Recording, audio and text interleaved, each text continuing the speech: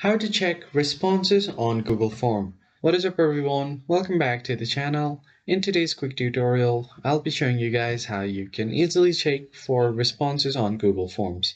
But before we begin, I'd like you to head down below to give this video a quick thumbs up and hit the subscribe button as well. So the very first thing you want to do is open up your web browser, Google Chrome preferably because it has a direct link with Google Forms. So click on this app icon and then head over to Forms and make sure that you're logged into your account.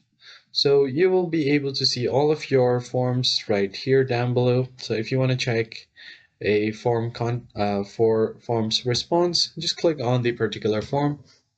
Now once you do that, here you'll find all of the questions that you can edit as well.